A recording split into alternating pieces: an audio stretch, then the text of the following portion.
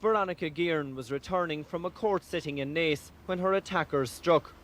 For once, her court appearance was for personal reasons.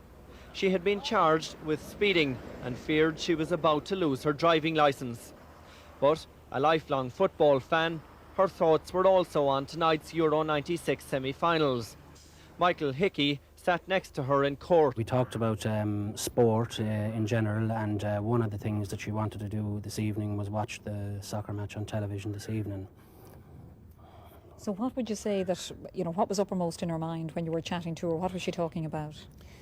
Well, I think the possibility of losing the driving licence was the foremost in her mind at all times. And, you know, I wouldn't ever have known that there might have been anything else to be concerned by talking to her or anything. She seemed to be quite relaxed and quite happy. In an ironic twist, one of the first people on the scene was local parish priest Father Heber McMahon. He was the priest who married Veronica Guerin to building contractor Graham Turley. She had a great mixture of gifts, and she certainly was a very brave woman. And what kind of person was she aside from all of that, the public side of her? In the nicest possible sense of the word, I'd say a very ordinary person. It's a tragedy, really. Veronica Guerin had twice previously been the victim of gun attacks. Tonight, Gardaí aren't ruling out a link with those incidents, but they stress they're keeping an open mind. Well, she was injured in a shooting incident before, and there was an investigation, a very thorough investigation carried out into that, and there wasn't anyone brought before the courts. And indeed, we'll be focusing our attention in a number of areas, and certainly we'll be taking that into account. As the scene of the shooting here at Clondalkin is being cleared, the huge Garda manhunt for Veronica Guerin's killers is continuing.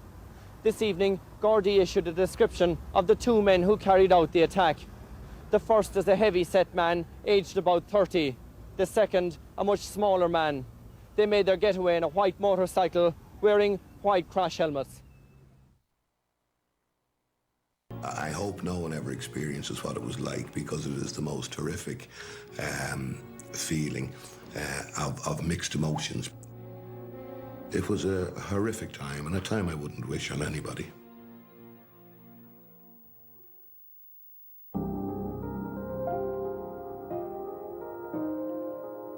Veronica Guerin was exposing a new type of criminal and a new type of crime that was beginning to emerge in Ireland at the time, the phenomenon of organised crime. And specifically, she focused in on one particular gang, that gang that was led by John Gilligan. The guards were having real difficulty in dealing with modern organised crime at this period. It's difficult. I think it's only sort of 11 or 12 years ago, but it was a very, very different country. I mean, mobile phones were still a new thing, and the criminals were picking up very quickly on new technology like mobile phones.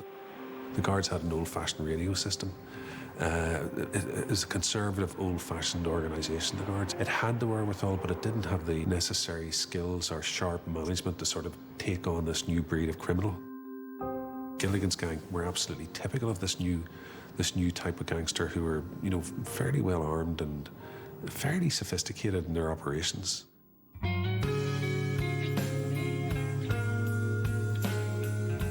Growing up and as a teenager, she was very bubbly and gregarious, and had a great sense of fun about her, and mischievous fun would be how I would best remember her. She'd be always up to pranks, great sense of humour, and loved to laugh, and chose her company on that basis.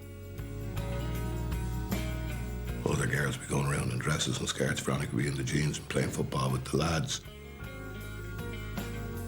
We all joined Fianna Fáil at a young age. Ours would have been a Fianna Fáil house. Chuir sí féir ar a cuid sciilne in ógra Fianna Fáil, áit in airne sí alán teaghálacha.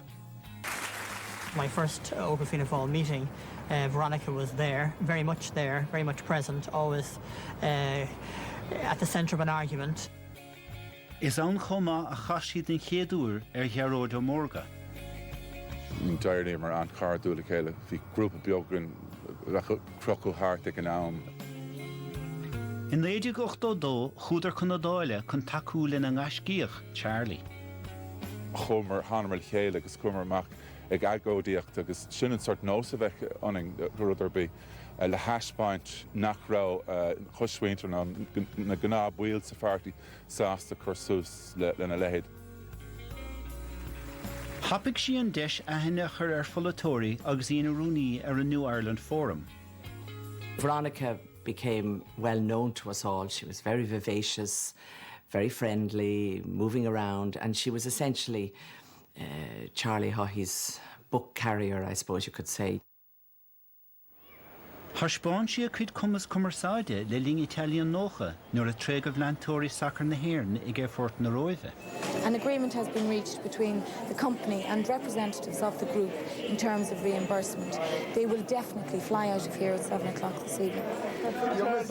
You missed the party in Dublin tonight. She was actually working in Club Air, an airline, came across the story, saw that, got it published, and I'd say liked the buzz from it. Bhí mise ag obair san Sunday Business Post, bhí siise freisin, agus bhí sé an mhaith, bhí sé an cróga agus an fisrach. She had marvellous enthusiasm, determination and ability. The thing about it, she could get stories where other people couldn't. Well, léir tapí go leor tar éis tú tosú ag obair leis an Sunday Independent ach háirde, gur raibh spéise í díú I dúir scíocht a bhain le cuasaí choirúlacht. One of the few things that Veronica would have been passionate about, and long before journalism, was the effect that drugs was having on her community.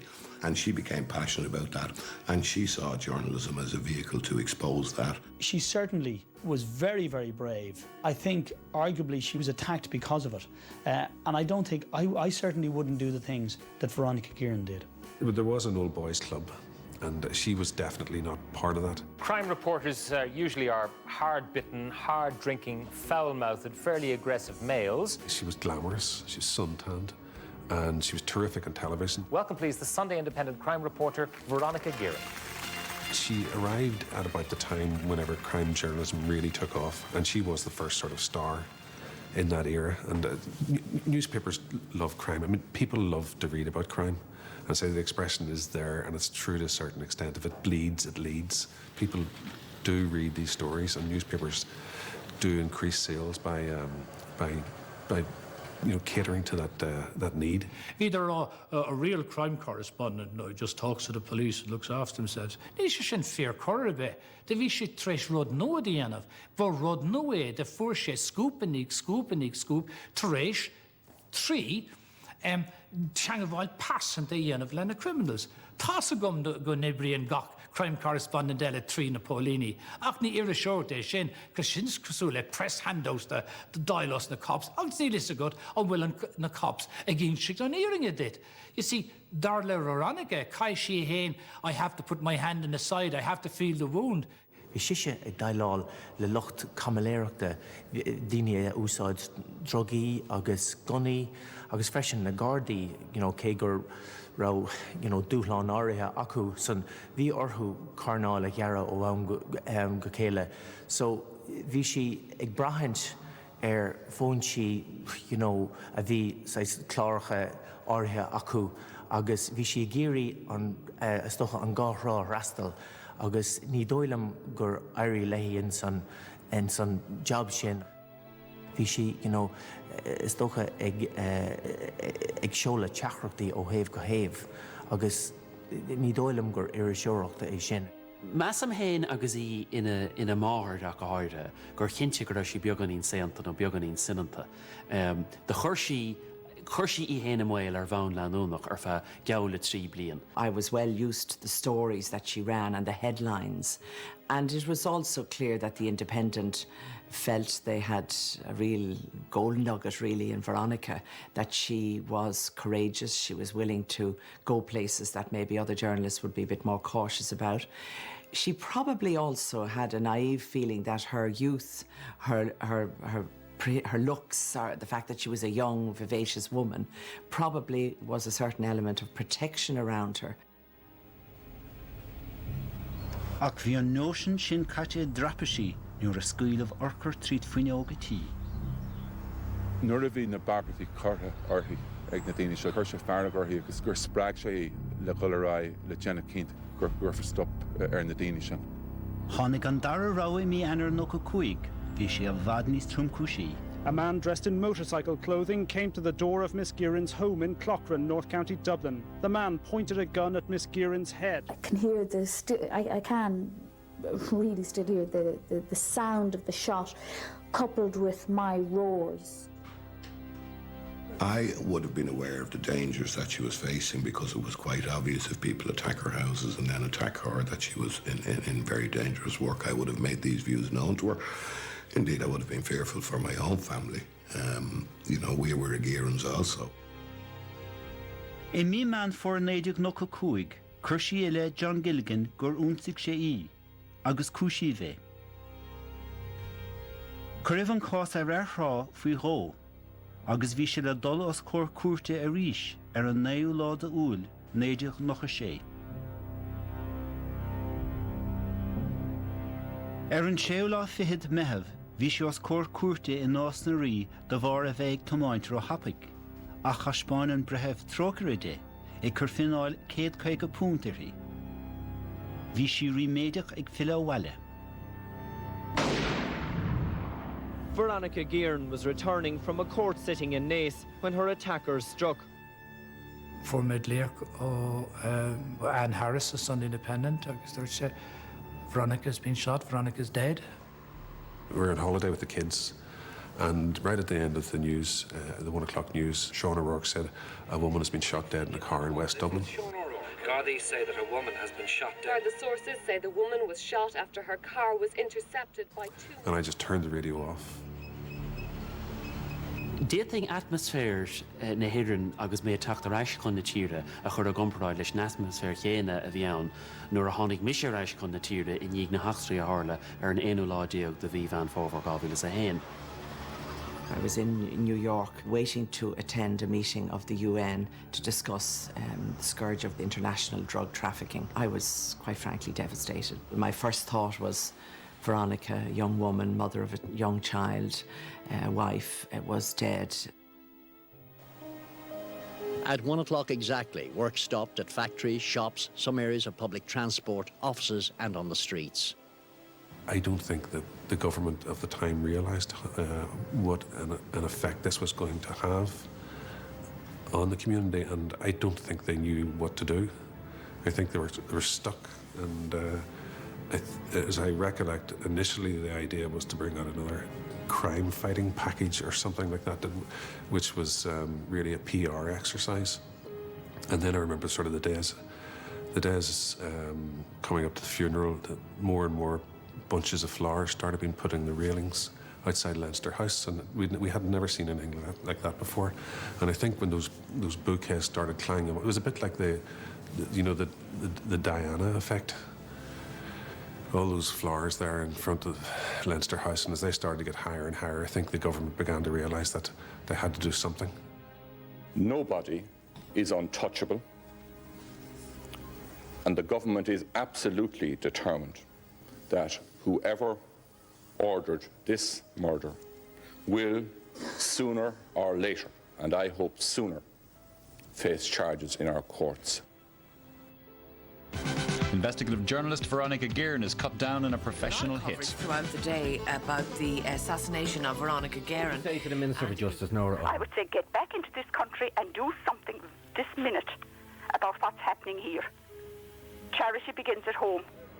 There's no doubt the death of Veronica Guerin and the death of Jerry McCabe in the same month, definitely. I think it was kind of a body blow to the Gardaí and a body blow to the political system. The fact that the Dáil was waking up to what life was like for the guards on the street.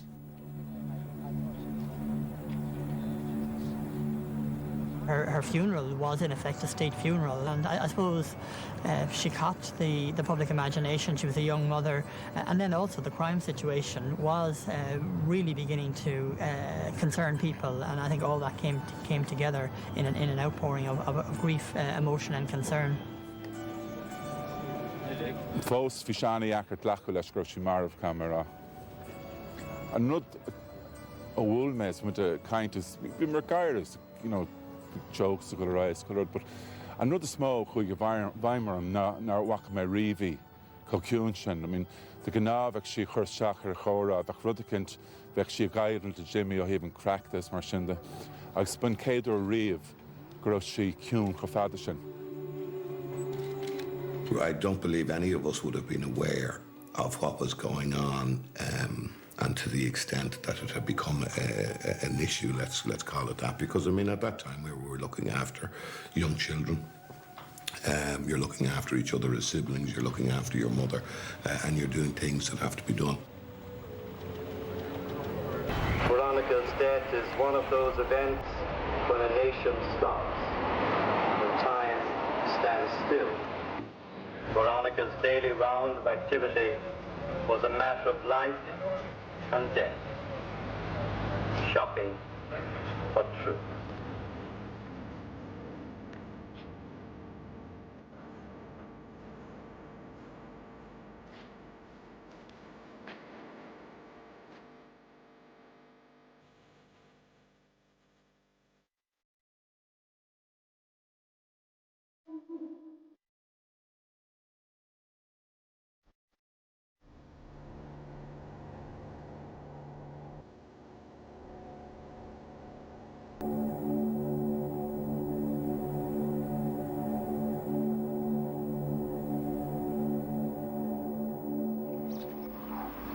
An 9 lá de bhí úl 1996, tháinig Cás John Gilligan os Corna Cuirte in Áur. Superintendent Brendan Quinn told Judge John Brophy his directions were to apply to have the 2 summonses for common assault and criminal damage struck out. Judge Brophy then asked those in court to rise and observe a minute's silence for the late Veronica Guerin, who was the principal state witness. He explained that the case could not go ahead because there was no effective evidence that could be offered because of her untimely death. For the first time in the history of the state, a specific type of investigation was set up. Her murder caused serious public and political outcry. There's no doubt the Gardaí have carried out what can only be described as a blitz on Dublin's criminal gangs. We are now focusing in on a small group of a particular gang, and we will not stop this investigation until we obtain the evidence which is necessary to charge these people and bring the perpetrators before the courts. The fact that they chose to kill her because she put them at risk, it suggested that here was a young woman who was doing a job that the state was supposed to do and wasn't doing. So they did have to respond in a real way. The setting up of the Criminal Assets Bureau was very important for the Gardaí, Department of Social Welfare and the tax system and the customs. It recognised the importance of their role in the fight against crime, and they were working together. And I will recall very much when I went down into rather cramped offices and seeing, in one room, the 3 departments working together and big boards up with sort of the links, and clearly this was recognising the multifaceted role of catching criminals. There's no doubt in my mind that it did expedite all parties united to agree the package of legislation that the government brought in July and subsequently in October of 1996. Bhuineann Sláid úsáid as móna neamhchleachtaithe le líon cás dhúnmhartha Veronica Guerin. It quickly became apparent that the only way to break the Gilligan gang and to find out what exactly had happened, why Veronica Guerin was murdered and what the gang was up to, was to attack it from within. Cuireadh an clár tearmann fine ar bun don chéadú riamh chun finithe stáit a chosint. A witness protection program had already been tried in the north a few years earlier and it didn't work. The problem was that the evidence that these individuals gave against their former colleagues was found to be highly unreliable, and many of the people that were convicted as part of those Supergrass trials were subsequently acquitted, and the whole system collapsed in Northern Ireland. So that was the danger that the state here had to be aware of.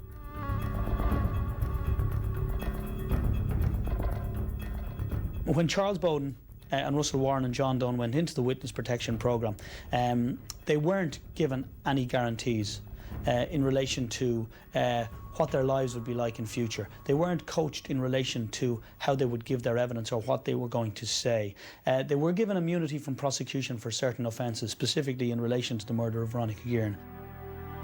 Tugh Carol Farrow's Coran Churt Chorul Specialta, Patrick Eugene Holland, Paul Ward, Brian Meehan agus John Gilligan.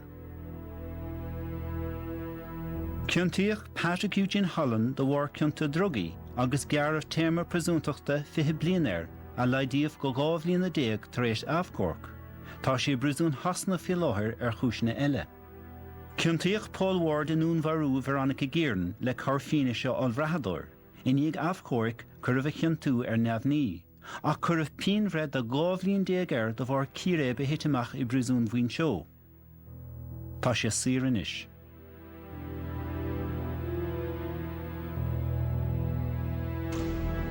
Éiseach go dú Brian Meehan an Olin. An tain duine ó Ron Gilligan a cinntíoch le dúnmharú Veronica Guerin. Gearrah téama presúntaachta sílir. Tugad John Gilligan os córna cuairte chomá tar éis a seachada ó Hasana. The 3 special criminal court judges took 2 hours to deliver their verdict. Guilty on 11 counts of importation of cannabis resin, but not guilty on the murder of Veronica Guerin. Mr. Justice O'Donovan criticised Gilligan, telling him that never in the history of jurisprudence had one person been found to have caused so much wretchedness to so many.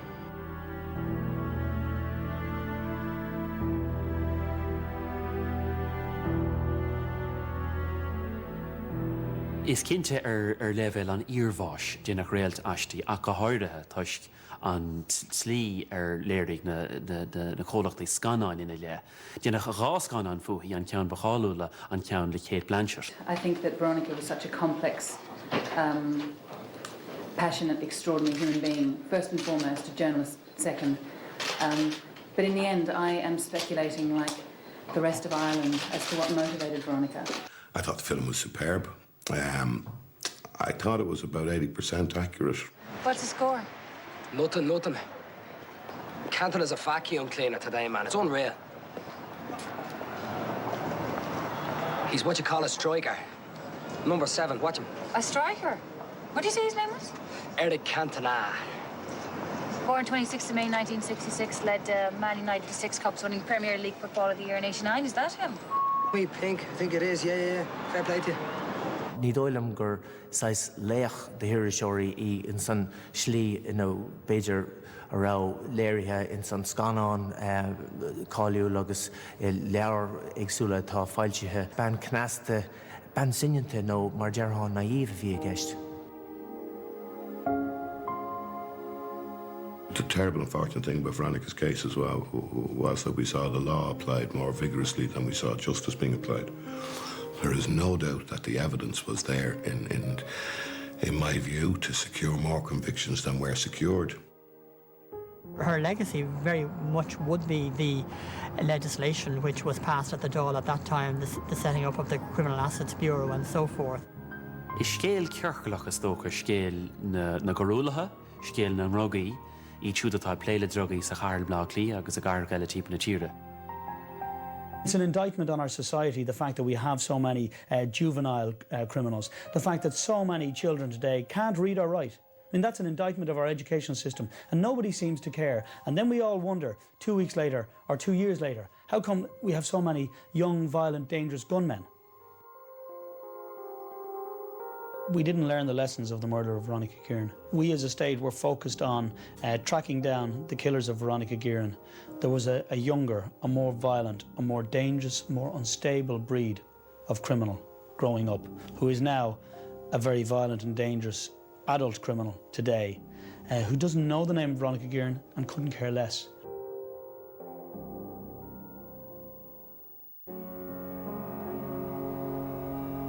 It becomes less painful, and your memories, you start recalling the lighter memories and the funnier times and everything else, you know. I mean, it's undoubtedly her fault that we're doing this as Perla, because, you know, I was always slowed Irish, and in order that we be allowed out as 2 kids, she'd take my Irish and write the essay and then write it out in English for me, so if I was asked questions on it, I'd know it. So, I mean, you remember things like that. Time certainly doesn't heal, but it does make it easier.